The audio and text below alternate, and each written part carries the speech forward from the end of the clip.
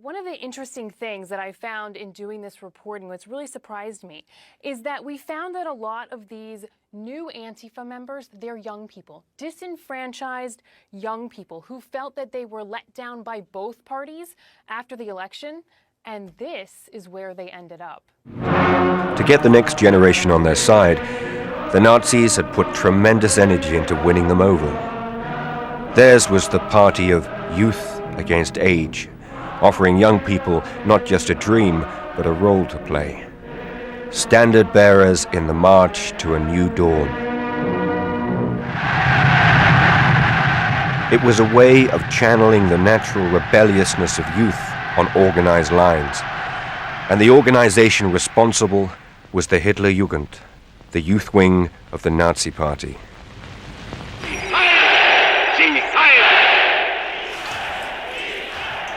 This is the story of one man's childhood.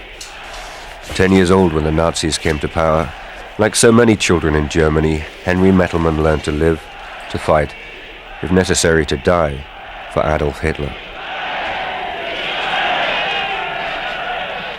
When my opponents say, we won't join you, I just say, your children are mine already.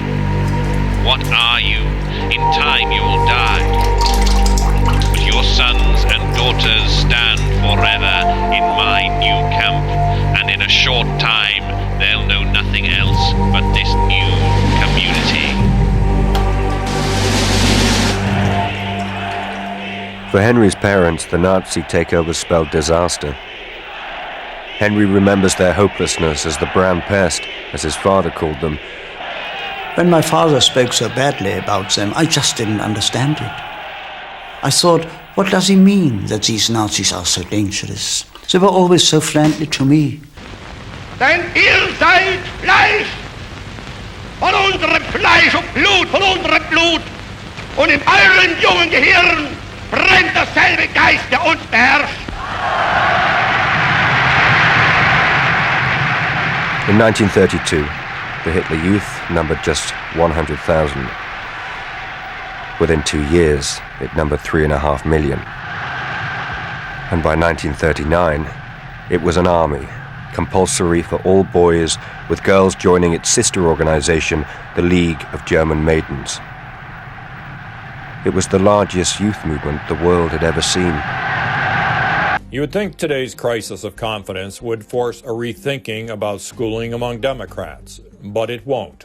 One thing that this pandemic has demonstrated, unfortunately, is the tremendous amount of power that teachers' unions continue to wield. Joe Biden campaigned on being totally committed to the union-first model. It's time we raise the game and make you the managers. Law enforcement in other cities are dealing with similar situations, like in Portland, Oregon, where Antifa have been involved in at least 10 protests ending in violence, according to police.